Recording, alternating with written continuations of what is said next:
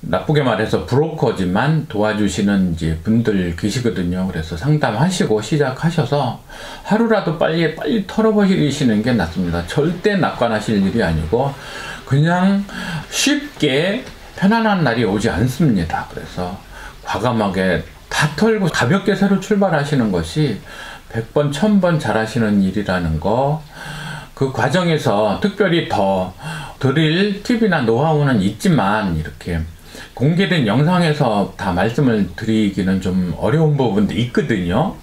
개인적으로 힘드신 분들은 정말 피가 되고 살이 될 만한 조언들 드릴 수 있습니다. 그래서 저도 다 말할 수 없는 부분들이 있거든요. 왜냐면 저 개인적인 체험이고 경험이고, 그렇지만 그걸 공공연히 드러내놓고 드릴 말씀은 아니어서, 현재 내가 채무 때문에 너무 힘들다 하시는 분들은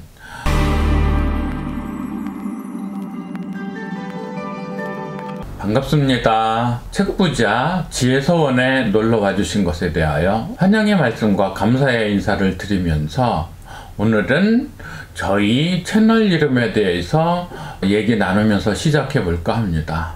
저희 채널 이름 책부자 지혜서원인데요. 책은 모두들 동경하고 좋아하고 많이 읽고 싶고 갖고 싶고, 누구는 그러잖아요. 공부가 제일 쉬웠어요. 저도 공부가 제일 쉬운 것 같습니다. 그래서 영어 많이 했고, 틈틈이 공부만 하라면 얼마든지 하겠습니다. 1000년이라도 공부는 하겠습니다. 그래서 책을 좋아하는 사람들의 마음속에 말하자면 커다란 곡간 같은 의미에서 책은 영원한 주제이고, 그래서 채널 이름에 책은 가져왔고요. 당연히 모두가 동경하는 것이 부자죠. 그래서 책 부자, 책에 관한 한 부자, 책이 많은 부자, 책과 관련돼서는 부자, 이런 의미에서 책 부자라는 표제 타이틀을 썼고요. 지혜서원도 마찬가지입니다. 그래서 책을 많이 읽고 그러한 가운데 지혜가 넘쳐나서 부자가 된다면, 책 많은 부자가 책도 많은 부자가 돼서 지혜가 넘쳐나는, 그래서 정말 부자인, 경제적으로도 부자이고 정신적으로도 부자이고 인생 자체가 부자인 삶, 그것은 우리 모두가 동경하는 것이기에 책 부자라고 정했으면서 거기에 지혜 또한 책 부자가 결국은 거두게 될 수학이 지혜이기 때문에 지혜를 또 버릴 수 없는 단어 삼게 되었고요. 서원은 그렇습니다. 서재는 단순히 책이 많은 거죠. 책만 많은 거죠. 물론 개인의 서재라는 공간이 특별하기는 하지만, 그래서 누구는 제대로 된 서재만 있으면 거기가 낙원이다 이렇게 생각하고 즐겨 했던 분들도 많으신데, 서재가 공간적인 곳이라면 서원은 공동체적인 성격이 있는 거죠. 서원의 멤버들, 멤버십이 있는 서원은 어떤 지식 공동체, 지혜 공동체가 되는 거죠. 그래서 현대와 같이 물리적, 공간적 의미에서의 서원보다는 인터넷, 디지털 차원에서의 공동체. 그래서 조선시대에는 유교의 그런 사색 당파의 근거지로서의 서원이 아니라, 오늘날의 서원은 그야말로 참 지혜가 넘쳐나는 어떤 지식 공동체, 지혜 공동체로서의 서원을 지향하면서 그 공간을 지리적, 물리적 공간이 아닌 인터넷상의 어떤 사이버상의 직접 공동체의 공간을 추구한다는 의미에서의 지혜 서원으로 했습니다. 지혜 서원은 디지털 서원, 인터넷 서원으로서의 지혜 서원입니다. 그래서 책, 부자, 지혜, 서원 어느 것도 버릴 수 없어서 전부 다 달고 다니기로 했습니다. 그래서 저희 책 부자 지혜 서원은 지향점이 명확합니다. 책을 즐겨 읽고 좋은 책들 읽고 나누고, 그래서 부자가 되어서 그 부자는 경제적인 것과 함께 정신적, 인문학적 지혜가 넘쳐나는 부자를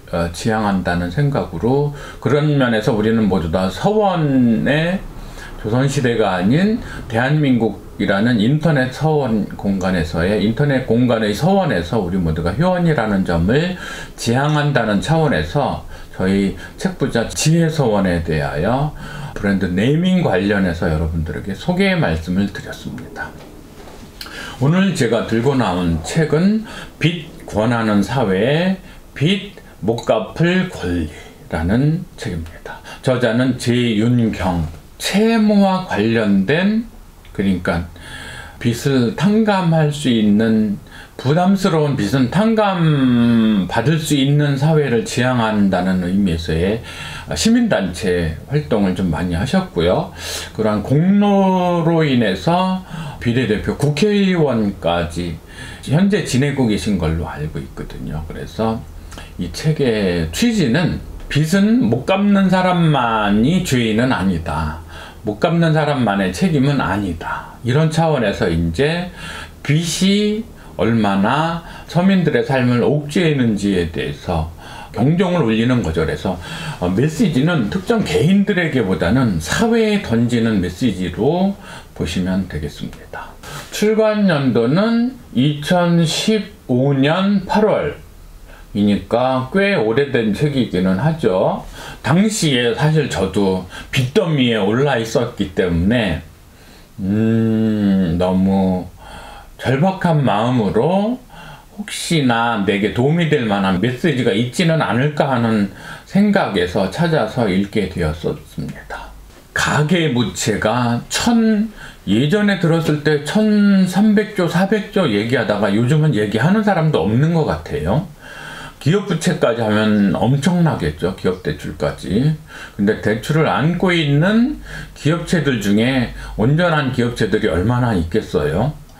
자영업자들 가계대출 받으신 분들 500만 명, 600만 명 얘기하는데 자영업자 중에 대출 없이 하는 사람이 얼마나 있겠어요. 그리고 자기 집 마련한 사람들, 주택을 마련한 사람 중에 대출 없이 자가를 마련한 사람이 또 얼마나 되겠어요. 그런 면에서 보자면 빚은 현대사회에서 가장 암담한, 가장 현실적인 주제라고 볼 수도 있겠죠. 그래서 살다 보니 내게는 빚만 남았네, 뭐 그런 메시지도 있는 거고요. 그래서 저도 한때는 이제 그랬었기 때문에 이 책에 대해서는 깊이 공감을 할 수 있는 부분이 있었습니다. 첫째는 이 재윤경 님이 하는 사회적인 운동은 도저히 갚을 수 없는 빚은 사회적으로 탕감을 하자, 그런 내용이거든요. 왜냐하면 실제로 금융기관들이 부실화된 채권들을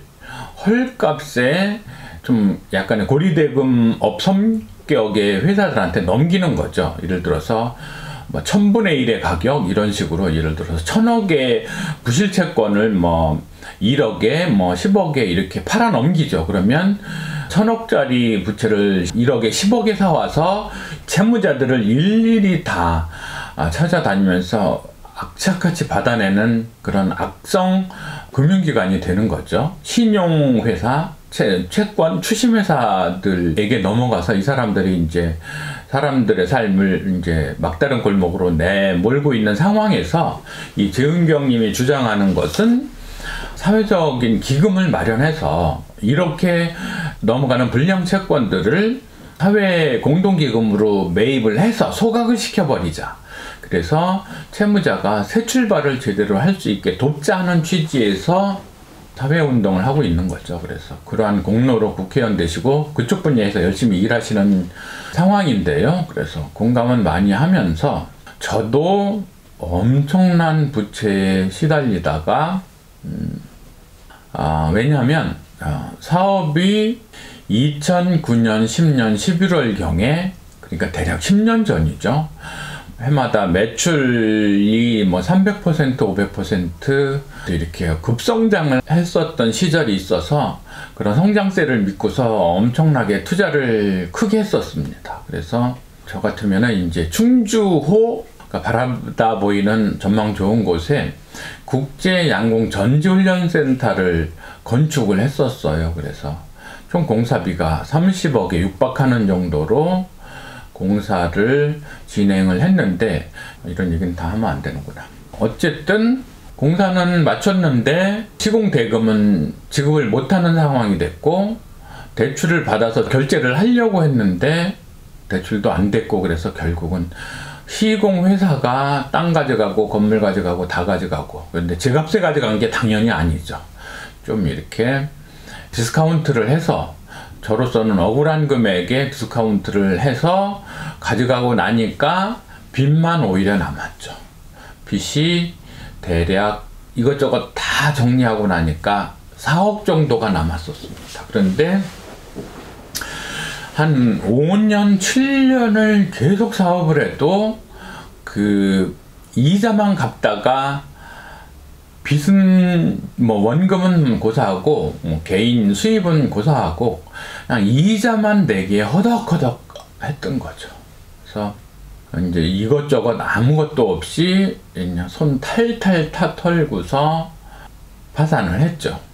그리고 나서 다시 회복을 하는데도 시간이 또 5, 6년 걸리더라고요. 그래서 거의 잃어버린 10년이 돼버렸는데, 그렇게 금융기관들의 채무를 쓸 때 가장 속상했던 일은 그겁니다.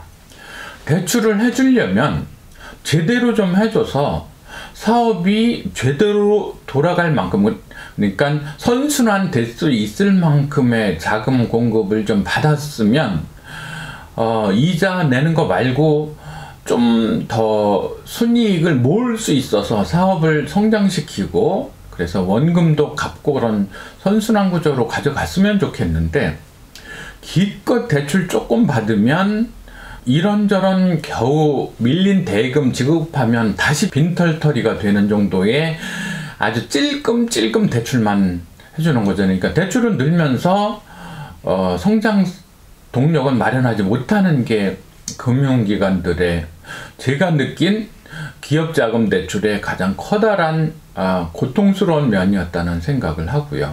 그래서 저도 당해왔기 때문에 빚을 안고서 살아가는 사람들의 고충을 충분히 이해를 하는 거죠. 그래서 저자께서는 주빌리 무슨 운동이라 해서, 왜 그 유대교에서 보면은 빚을 뭐 60년마다 한 번씩 뭐 대탕감을 해주는 그런 게 좀 있었는데, 빚을 악성 채권을 사들여서 소각해버리는 롤링 주빌리 그런 운동을 하셨다고 이제 그러는데, 현재의 그 빚에 허덕이시는 사업주분들한테는 저의 경험상 이런 말씀을 드리고 싶어요. 그래서 빚에서는 헤어나야 된다, 빚은 털고 가야 된다, 그런 생각인 거죠. 그래서 개인 회생이나 파산이나 이러한 사회 법률적인 제도를 활용하시라는 조언을 드리고 싶어요. 파산 신청을 한다는 게 너무 부끄럽고 불명예스럽고, 당장 그러면 늘 드라마에서 보시듯이 뭐 빨간 딱지 집에 붙고 뭐 차압 당하고 압류 당하고 경매 당하고 이제 그런 일련의 과정들 때문에 엄두를 못 내시는데, 그 시간이 약간 고통스럽더라도 그 터널까지는 지나셔야 밝은 빚을 짐이 없는 삶을 사실 수 있다는 차원에서 꼭 그쪽 길을 지나가시는 것이 재출발에 오히려 도움이 되신다는 말씀을 드리겠습니다. 부끄럽고 못할 것 같지만 하시고 나면 홀가분하게 재출발을 하시는 것이 패자부활전을 제대로 치르실 수 있는 거기 때문에, 왜냐하면 정말 원금만 없어도, 그래서 이자 부담만 없어도 훨씬 그 재출발 하시는데 탄력을 붙이실 수가 있기 때문에 꼭 그리 하시라는 거 말씀을 드리고요. 파산을 한다고 해서 당장 가능하신 건 아니세요. 그래서 쓸데없는 그 대출만 가득한 자산들 빨리빨리 다 정리하시고 처분하시고, 그래서 팁을 드리자면, 그 대출이 걸려있는 자산들의 경우에는 일단은 다 매각을 하세요. 뭐 차액이 1,000만 원이 남든 뭐 1억이 남든 뭐 얼마가 남든 간에 담보가 걸려있는 자산들은 일단 처분을 하셔서 대출금을 갚고 현금을 마련하시고, 그렇게 순수하게 생존 자금은 확보를 하시고, 그렇게 해서 적어도 5년은 넘으셔야 파산하실 때에 어떤 기본 자격이 되신다고 보실 수 있을 거예요. 그래서 자산이 있는 것들은 대출이 걸려 있을 경우에 다 처분을 하셔서 대출금 감고 순현금을 갖고 계시고요. 그렇게 5년이 지나셔야 일단 파산 신청하실 때에 무난하실 거예요. 기본 자격이 되실 거예요. 그래서 그 주변에 그런 파산이나 개인 회생을 돕는 전문 법무사들이나 나쁘게 말해서 브로커지만 도와주시는 이제 분들 계시거든요. 그래서 상담하시고 시작하셔서 하루라도 빨리 털어버리시는 게 낫습니다. 절대 낙관하실 일이 아니고 그냥 쉽게 편안한 날이 오지 않습니다. 그래서 과감하게 다 털고 가볍게 새로 출발하시는 것이 100번, 1000번 잘하시는 일이라는 거, 그 과정에서 특별히 더 드릴 팁이나 노하우는 있지만 이렇게 공개된 영상에서 다 말씀을 드리기는 좀 어려운 부분도 있거든요. 개인적으로 힘드신 분들은 메시지 주시면, 연락 주시면 정말 피가 되고 살이 될 만한 조언들 드릴 수 있습니다. 그래서 저도 다 말할 수 없는 부분들이 있거든요. 왜냐면 저 개인적인 체험이고 경험이고 그렇지만 그걸 공공연히 드러내놓고 드릴 말씀은 아니어서 현재 내가 채무 때문에 너무 힘들다 하시는 분들은 빨리 벗어나실 수 있는 왜 그렇게 해야만 되는지에 대한 말씀을 드리겠습니다. 그래서 댓글로 남겨주시면 그 길이 죽을 길이 아니고 회생의 길이다, 희망의 길이다 하는 말씀을 드리면서, 그래서 현재 빚이 많은 분들 절대 부끄러운 일이 아닙니다. 그리고 계속 그렇게 짓눌려 사실 수 없거든요. 다 털고 나면 세상이 달라 보입니다. 쌓여있는 노하우만으로도 그 지혜와 경험만으로도 재출발을 하시는데 훨씬 빠르게 훨씬 쉽게 진흙탕에서 솟구쳐 올라오실 수 있으시니까 그 진흙탕에서 나오셔서 샤워하시고 깔끔하게 새로 출발하시기를 권장드리겠습니다. 그리고 두 번째로 드릴 말씀은 학자금 대출과 관련된 문제라고도 할 수 있습니다. 그래서 저는 이번 생은 망했다 하는 상황에서